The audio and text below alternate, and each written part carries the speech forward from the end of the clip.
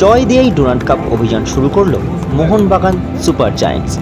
Downtown হিরোজকে 1-0 গোলে হারিয়ে জয় পায় সবুজ মেরুন ব্রিগেড। ম্যাচের একমাত্র গোলটি করেন সুহেল ভাট। তবে মোহনবাগান এদিন জিতলেও কিন্তু দলের খেলা সবুজ মেরুন সমর্থকদের খুব একটা খুশি করতে পারেননি। তবে এদিন মোহনবাগানের পুরো ম্যাচ খেলেন সদ্য দলে যোগ দেওয়া বিদেশি টম অ্যালব্রেড এবং ম্যাচে যথেষ্ট দক্ষতার পরিচয় দিয়েছেন তিনি।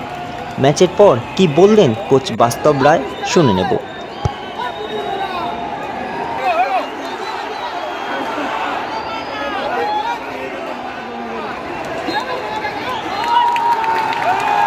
প্রথমেই কি প্ল্যান ছিল যে গোলটা কীভাবে খাবো না, কারণ 5টা ডিফেন্ডার অলরেডি দেখলাম, মানে আমার লক্ষ্য ছিল 3 পয়েন্ট পাওয়া। 3 পয়েন্ট পেতে গেলে গোল খাওয়া চলবে না, সেটাই লক্ষ্য।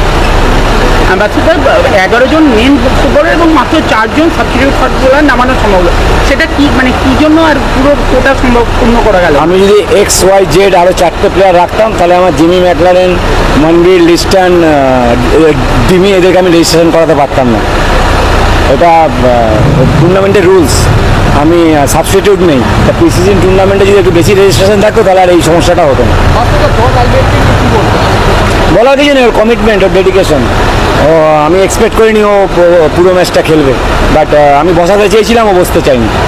বাচ্চাদের সুমিত্রা ঠিক চোটটা কত একটু মাথায় লেগেছে, ওকে ট্রিটমেন্টে নিয়ে যাচ্ছে।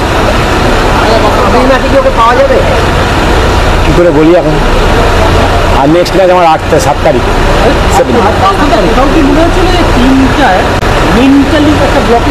না না, কোনো ব্লকেজ ছিল না।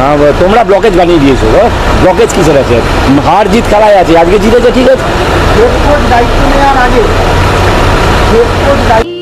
উৎসবে উপহারে নিত্য প্রয়োজনে শাড়ি ও রেডিমেড পোশাকের একমাত্র ঠিকানা রাজলক্ষ্মী, হিন্দ মোটর স্টেশনের নিকটে।